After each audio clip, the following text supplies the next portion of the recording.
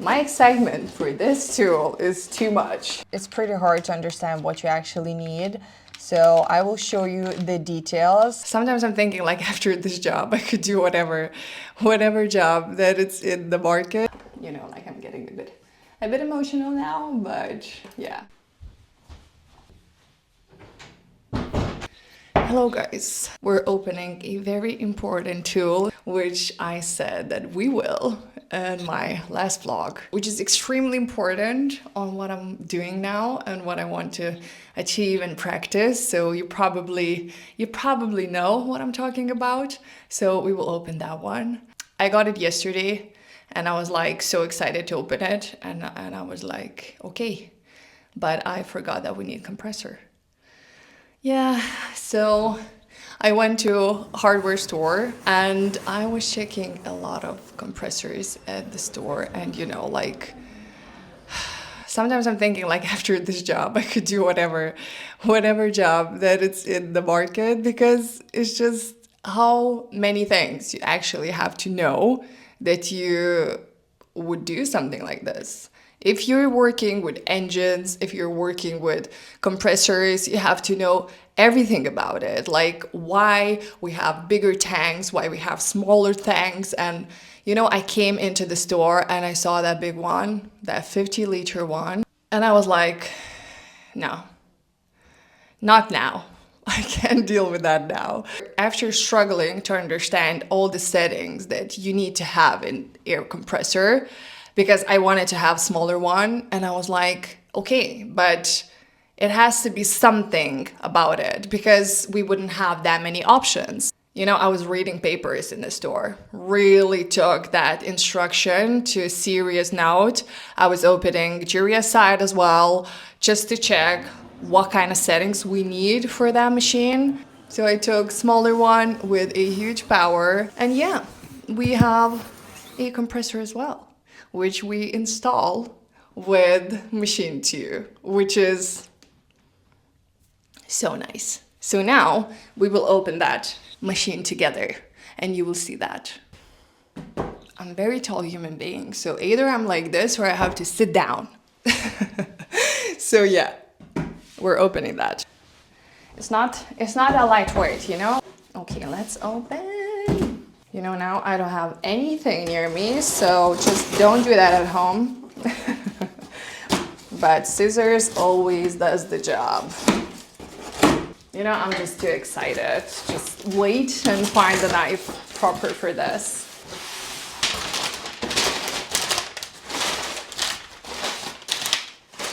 We have instructions. I have to put this box down. Okay. Ta-da! It's so good. Wait, we have more. We have more. It's very secure. It's very good when it comes like this. Oh, come on. You know, and actually I should be editing at this point, because today is Wednesday and I'm putting my reel on Instagram. And yeah, we're opening the box, so I just can't wait.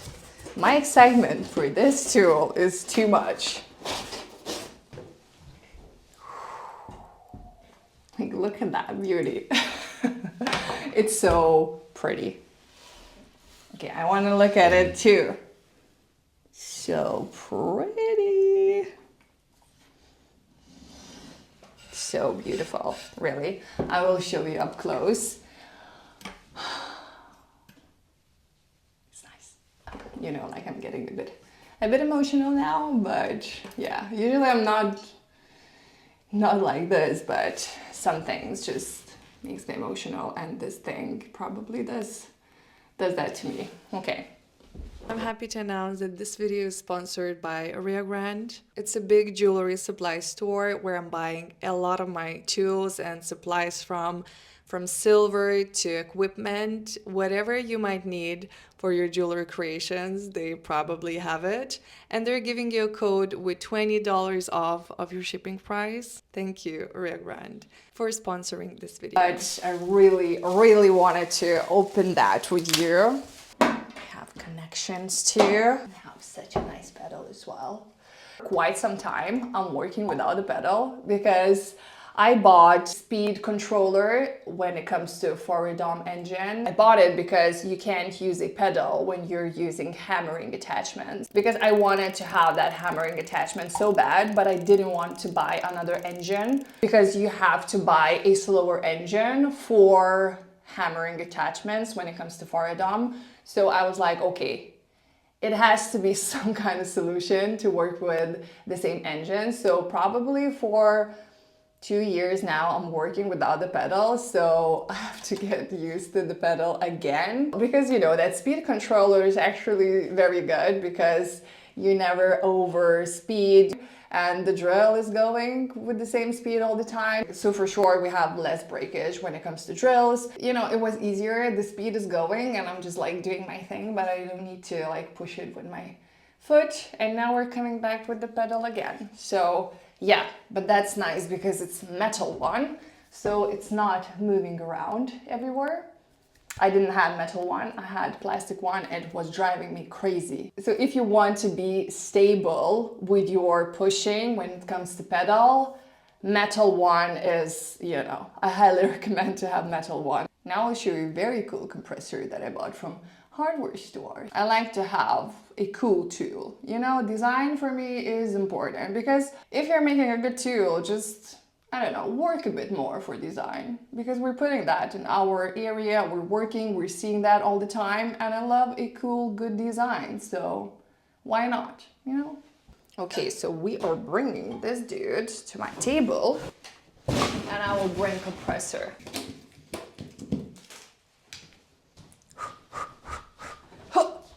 It's heavy stuff. Okay.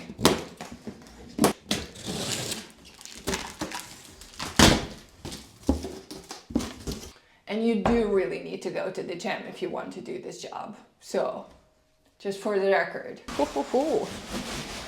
Get out. Ooh, nice. Ooh. If that doesn't look cool, I don't know what looks cool. You know, when I saw that in the store, it looked cool, but at home, it looks even cooler. Like, look at that match. I never knew that your compressor could look cool like this, but here we go. It's cool. I just really don't enjoy those ugly ones we have in the store. Yeah, this is cool work. Why tools can be cool like this? I love it. Okay, we will assemble that maybe later on because I need to really finish that editing, but I was too excited and I wanted to show you, so yeah. Okay, now I have everything on the table that we actually need to connect compressor to a graver machine. We don't need all of the stuff, but you know, when you buy, sometimes you can find one detail. I bought everything from Amazon. I will link it down below, but you have to be very aware about the sizing because everything is about the sizing. It's pretty hard to understand what you actually need. So I will show you the details. There are actually two. We need one from this and one from this bag to actually connect the compressor with graver machine. To connect a graver machine with a compressor, we need two parts like this. That we could use the same diameter of the tube on this end, and we could put this end into compressor itself. So either you want to have ends like this I have here, or it has to be opposite, that you screw on this one and you have like opened on this one. I don't have that part, so I can't show you, but it's an option as well. So this is like quick release. When you push it down, your tube gets out. If you're not pushing it, it's always staying in. This part will go into compressor. It will lock it very securely, so I will show you that, and we will put the tube here. We have a 6mm outside diameter of the tube because this tube size will go into a graver machine, and we want the same tube would go into a compressor, right? But tubes with this end that goes into compressor are very big. So we want to make an adapter to go in with our size of the tube. That's why we need these two parts that we would create our own system to put into compressor. I will show you that now. When you're connecting two parts, you need isolation tape for sure, because it leaks the air out and we don't want that. We want a very tight, good fitting. This is isolation tape that it came with. It's just very thin. It looks like plastic bag, I would say, just way thicker. And you go in between and just wrap it. I have another part that I could show you an example. So you just basically wrap that isolation tape that it would cover your screw and you go in with it. And you get that tight connection. You can tell even from the edges that we have it on. Now we'll cut the tube because we don't need that much. We have too much, you see? We have too much. So I will leave more because I don't know where I will put it exactly. And yeah, I will cut and leave maybe 2.5 meters just to have it more. Because you know, you can always cut more. So now we can attach with our part that we connected. Nothing is getting out until I push this part. But if I'm not pushing, it's very stable and you can feel the click when it's getting in. That's when you're sure. And this part will go straight into compressor. We can control everything with a pressure regulator here. So for this machine, I'm putting on 40, which is 4 bars, and you are regulating everything from the 0 to whatever you need. And I'm going straight into my compressor. Here we have our beautiful machine on the table, and the back of it is where everything has to be attached. Here we have electricity going into the machine. Here we need to attach 2 tubes. So this one is for the pedal and this one will be for our compressor. Here we have a very good quick setup. You can see even from the images how clear they are. We can just set everything up and it's very easy. Here they're showing how you have to attach your handpiece as well, which is pretty explanatory when you see even with the human ear image. So we go with the pedal here. We have that quick release system as well. If you're not pushing this button, this tube won't come out. You see everything on the machine as well. You have input here, you have the pedal here. So it's very, very easy to not mess up pretty much. And here we have the same quick release system. We're just pushing that in and we have our beautiful machine set up with compressor and the pedal. But you have to attach your handpiece from the other side. Here we have the unit where your moisture will come in. Every time you use machine, you get some water from air coming into your machine. So this you have to drain when you see the water in, or they suggest you every time when you finish the job. You can see that in the setup as well. It's pretty easy how it's done. Okay, so now we're turning our beauty here. I was testing that before, so I even have my speed. Usually it's 23 I need. We push in. So we attached this way our handpiece. I already have my graver head here. It's not hard to change. You just need to connect it with the knob itself and you are good to go. This is the part that you're looking into when you're attaching your handpiece. So when I was saying, they have very clear instruction how you should do that, because for every handpiece, it will be a bit different. My handpiece is a bit more than 20, so it really depends from the sound when you are attaching your handpiece. We're turning on the machine. Now you can see mine is a bit more than 20. Basically what you're doing is listening to the sound, how your handpiece is working, and just turning your wheel to go up, because here you can see we're increasing And here we are decreasing. So mine liked 21 by the sound. And when I'm pushing my pedal, you can tell we have a very soft, normal sound.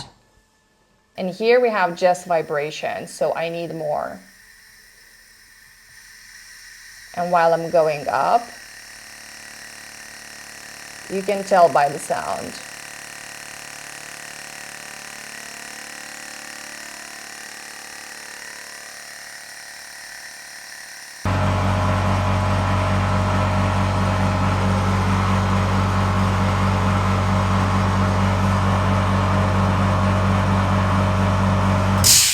When that knocking sound stops, you're good to go. So you have just that soft, beautiful sound, not intense knocking.